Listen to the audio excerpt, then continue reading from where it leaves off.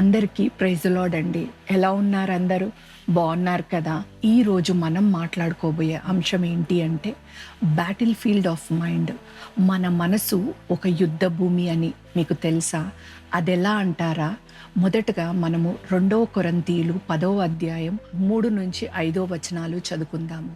మేము శరీరధారులమై నడుచుకొనుచున్నను శరీర ప్రకారము యుద్ధం చేయము.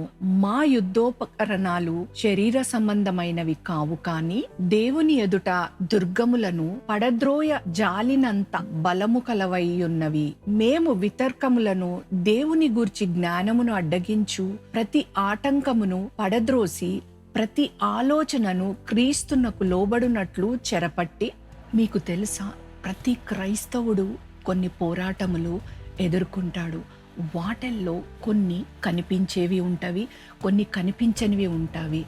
కానీ గొప్ప పోరాటం అంటే శరీరానికి సంబంధించింది కాదు, అది మనసులో జరుగుతుంది. మనసు అనేది మనిషి జీవితానికి ఒక ఆదేశ కేంద్రము. మనిషి జయాలు అపజయాలు అనేవి అక్కడే మొదలవుతాయి. నీవు పాపము చేయకముందు దాని గురించి ఆలోచిస్తావు. నువ్వు విజయము సాధించే ముందు దాన్ని నమ్ముతావు. మీ యొక్క ఆలోచనలన్నీ అపవాది స్వాధీనపరచుకోగలిగితే మీ పూర్తి జీవితాన్ని నియంత్రించుకోవచ్చని అపవాదికి తెలుసు. మీ మనసు అనేది ఒక యుద్ధ భూమి. మనము సామెతలు 23:7 వచనంలో మనం చూసినట్లయితే, నీవు ఎలా ఆలోచిస్తావో దాన్ని బట్టే నీవు ఏమవుతావో అనేది ఆధారపడి ఉంటుంది. సాతాను మీ మనసును ఓడించగలిగితే దానికి మీ శరీరాన్ని పాడు చేయవలసిన అవసరము లేదు.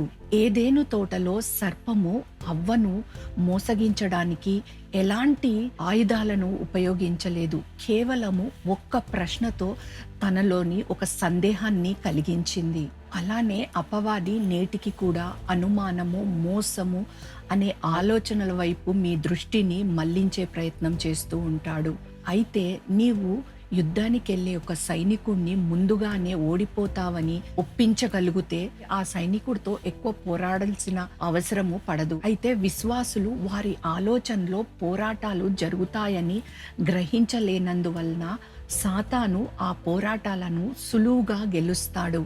మనము అపవాది యొక్క బలమైన కోటను పడగొట్టాలని చెప్పేసి అపోస్తులుడైన పౌలు చెప్పాడు. అయితే బలమైన కోట అంటే దేవుని సత్యానికి విరుద్ధంగా ఆలోచించడము. శత్రువు నిర్మించే బలమైన కోటలంటే ఏంటంటే, దేవుడు నిన్ను క్షమించడు, నీవు దేనికి సరిపోవు, నీవు ఈ పని చేయలేవు, నువ్వు ఎప్పటికీ మారలేవు అనేవి చెప్తుంటాడు. కానీ ఇవన్నీ కూడా అబద్ధాలే. యోహాను 8:44లో మనం చూసినట్లయితే, మీరు మీ తండ్రి యగు అపవాది అనగా సాతాను సంబంధులు మీ తండ్రి దురాశలు నెరవేర్చగోరుచున్నారు.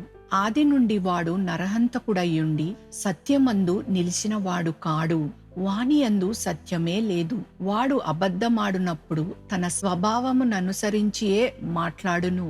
వాడు అబద్ధికుడును, అబద్ధమునకు జనకుడయ్యున్నాడు. అపవాది అబద్ధాలను ఆయుధములుగా వాడతాడు. మనమైతే సత్యాన్ని రక్షణగా వాడాలి.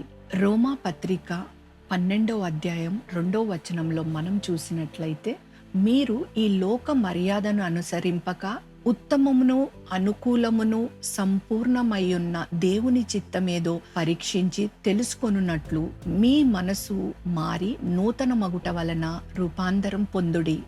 మార్పు అనేది మనిషి యొక్క మనసు పునరుద్ధానంతో మొదలవుతుంది.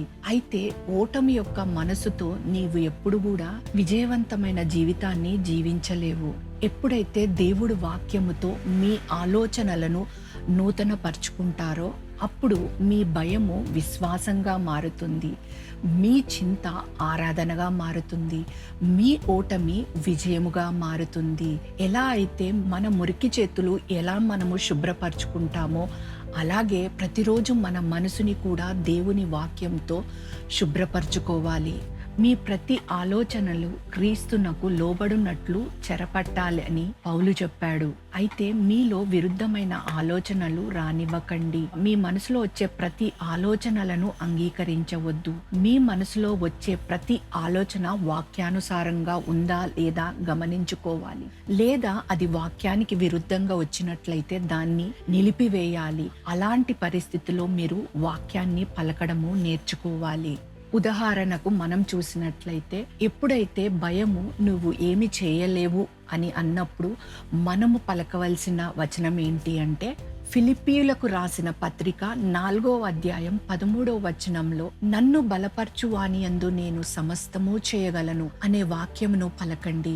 ఎప్పుడైతే అపరాధ భావము అంటే నిన్ను దేవుడు క్షమించడు అని చెప్తాడో అప్పుడు మీరు ఈ వాక్యాన్ని పలకండి. రోమా 8వ అధ్యాయం 1వ వచనంలో, కాబట్టి ఇప్పుడు క్రీస్తు యేసునందున్న వారికి ఏ శిక్షా విధి లేదు అనే వాక్యాన్ని మీరు పలకవచ్చు. ఎప్పుడైతే నీవు ఒంటరివి అనే అనుమానము నీలో కలగజేస్తుందో అప్పుడు హెబ్రీయులకు రాసిన పత్రిక 13వ అధ్యాయము 5వ వచనంలో నిన్ను ఏమాత్రము విడవను, నిన్ను ఎన్నడును ఎడబాయను అని ఆయననే చెప్పెను కదా అన్న ఈ వాక్యాన్ని ఎత్తిపెట్టి పలకండి లేదా ఎత్తిపెట్టి చెప్పండి. శత్రువు యొక్క అబద్ధాల కంటే నీవు దేవుని వాక్యము బిగ్గరగా పలికినట్లయితే మీ మనసులో జరిగే పోరాటాలను నీవు అప్పుడే జయించగలవు. మన యొక్క ఆత్మీయ ఆయుధాలంటే ఏంటంటే, ఎఫెసీయులకు రాసిన పత్రిక 6వ అధ్యాయము 11 నుంచి 17 వరకు మనం చూసినట్లయితే, మీరు అపవాది అనగా సాతాను తంత్రములను ఎదురించుటకు శక్తిమంతులగునట్లు దేవుడిచ్చు సర్వాంగ కవచమును ధరించుకొనుడి. ఏలయనగా మనము పోరాడునది శరీరులతో కాదు, కానీ ప్రధానులతోనూ అధికారులతోనూ ప్రస్తుత అంధకార సంబంధులగు లోకనాథులతోనూ ఆకాశ మండలమందున దురాత్మల సమూహాలతో పోరాడుచున్నాము. అందుచేత మీరు ఆపద్దినమందు వారిని ఎదురించుటకును సమస్తము నెరవేర్చిన వారై నిలువబడుటకును శక్తిమంతులగునట్లు దేవుడిచ్చు సర్వాంగ కవచమును ధరించుకొనుడి. ఏలా అనగా మీ నడుమునకు సత్యమను దట్టి కట్టుకొని నీతి అను మైమరువు తొడుక్కొని పాదములకు సమాధాన సువార్త వలనైన సిద్ధ మనసు జోడు తొడుక్కొని నిలవబడుడి. ఇవన్నీ కాక విశ్వాసమును డాలు పట్టుకొనిడి. దానితో మీరు దుష్టుని అగ్నిబాణములన్నిటినీ ఆర్పుటకు శక్తిమంతులగుదురు. మరియు రక్షణయను శిరస్త్రానమును దేవుని వాక్యమును ఆత్మ ఖడ్గమును ధరించుకొనుడి. మన యొక్క యుద్ధోపకరణాలు శరీరానికి సంబంధించినవి కావు, అవి ఆత్మకు సంబంధించింది. దేవుని వాక్యము ఆత్మీయ ఖడ్గము, ప్రార్థన దైవికమైన బలాన్ని చేకూరుస్తాయి. విశ్వాసము అనుమానం అనే అగ్ని బాణములను ఆర్పివేస్తుంది. స్తుతి శత్రువుని అయోమయం పరిచి మన ఆత్మను పై స్థాయికి లేవనెత్తుతుంది. ఎప్పుడైతే నువ్వు ఈ యుద్ధోపకరణాలను ఉపయోగిస్తావో అప్పుడు నీ యుద్ధ భూమిని విజయవంతమైన స్థలముగా నువ్వు మార్చుకుంటావు. విజయం అనేది మన మనసులోనే ప్రారంభమవుతుంది. రోమా పత్రిక 8వ అధ్యాయం 6వ వచనంలో మనం చూసినట్లయితే, ఆత్మానుసారమైన మనసు జీవమును సమాధానమై ఉన్నది. ఎప్పుడైతే మీ మనసు దేవుని సత్యంతో పరిపాలింపబడుతుందో అప్పుడు శాంతి ఏలుతుంది. మీ మనసు యొక్క పోరాటములు గెలవడం అనేది నేర్చుకున్నంత వరకు విజయము సాధించలేవు, పోరాటం చేయలేవు. కాబట్టి ఈ రోజు మీ మనసు దేవుని వాక్యంతో నింపుకొని ప్రార్థనతో కాపాడుకొని క్రీస్తులో దాన్ని స్థిరపరచుకోండి.